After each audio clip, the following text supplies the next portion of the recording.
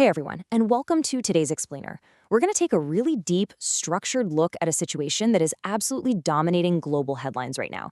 We're going to decode exactly how international geopolitics creates this massive ripple effect that eventually lands right at your front door. We're breaking down complex geopolitical shifts, global trade choke points, and macroeconomic data to show you exactly how all these pieces fit together. So let's just dive right in with a question that's probably on your mind. What does a conflict 3,000 kilometers away actually have to do with your grocery bill and your stock portfolio?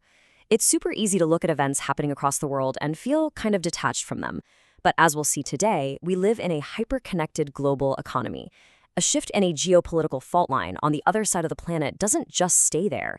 It travels, it moves through global shipping routes, energy markets, and financial exchanges, until it directly impacts the cost of your daily life and your long-term investments. All right, part one, the Middle East boiling point. Now, historically speaking, Iran and Israel haven't always been at each other's throats. Before 1979, Iran was governed by a secular, pro-Western regime under the Shah, and was actually one of the few countries to formally recognize Israel. Relations were quite cooperative, but the turning point hit in 1979 with the Iranian Revolution. This completely transformed the nation into an Islamic republic, a theocracy where the newly established leadership formally de-recognized Israel. Fast forward to 2018, and we saw hostilities really peak when the U.S. withdrew from the Iran nuclear deal. And well, that brings us to 2024, where years of these shadow conflicts have finally erupted into direct military strikes involving civilian territories. So the crucial thing to understand here is that this conflict, it's no longer isolated.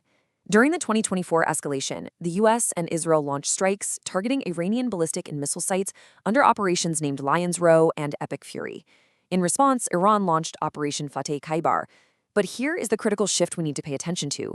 This retaliation wasn't just limited to military targets. It expanded into civilian areas across other Gulf countries, hitting locations like Dubai airports, the Burj Khalifa area, and critically, Saudi Aramco's oil refineries.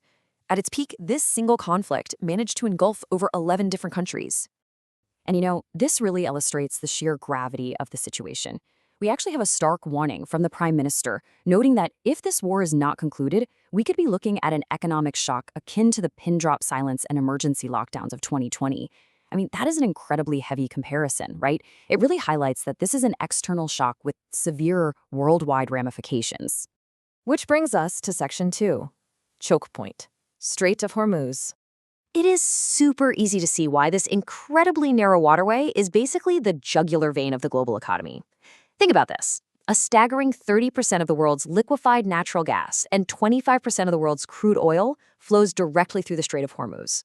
When countries like India are massively dependent on imports for energy, literally 100% import dependent for LNG, any disruption here means massive energy insecurity for the entire globe.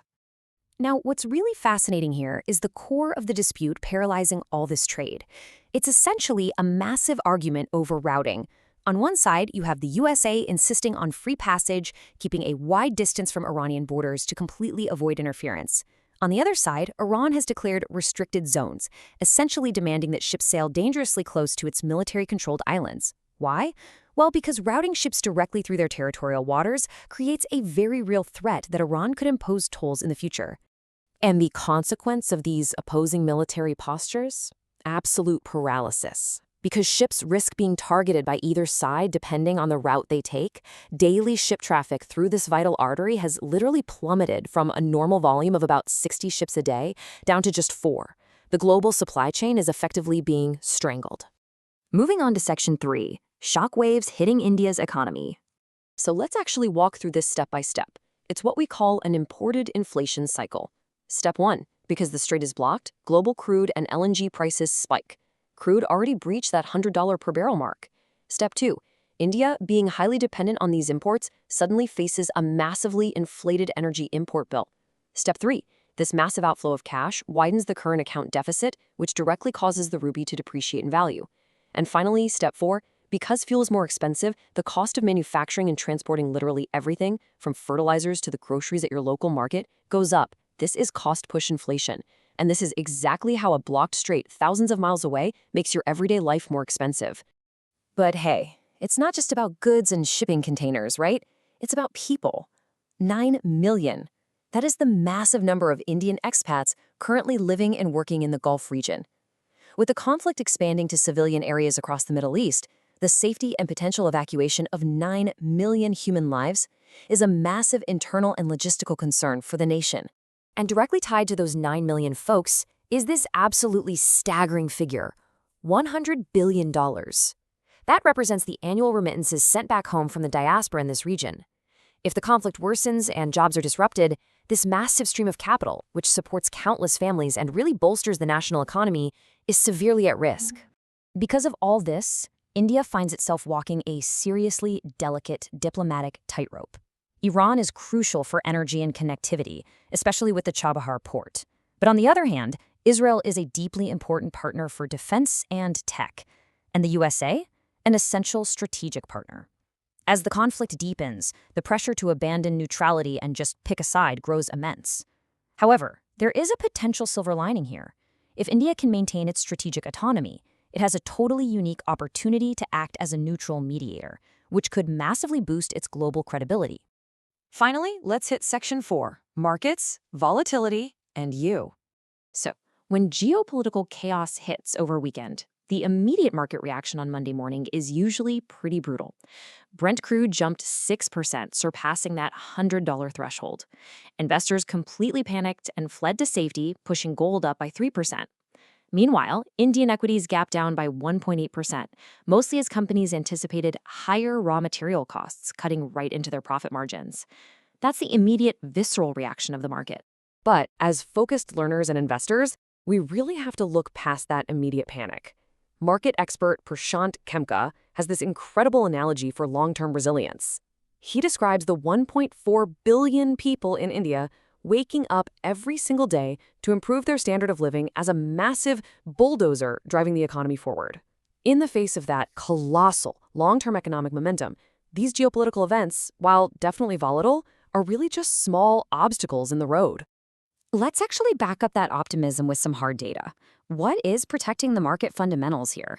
Well, despite everyone stressing about AI disrupting the tech sector, India's actual market risk is pretty low, since software services make up only about 7 to 8% of the market. Experts are actually comparing this current geopolitical and AI volatility to the dot-com bubble era. It's turbulent for sure, but it's a familiar cycle that the market eventually digests. More importantly, Indian valuations remain historically reasonable at about 20 times forward earnings. And yes, it maintains a 50 to 60% premium over other emerging markets, but given the structural growth story, the underlying fundamentals remain incredibly strong despite all these Middle East shockwaves. So we followed this ripple effect all the way from the Iranian borders straight to your local grocery store and your investment portfolio. The global economy is a super sensitive web, and understanding how these pieces connect is absolutely your best defense against volatility. So I'm going to leave you with this question to chew on.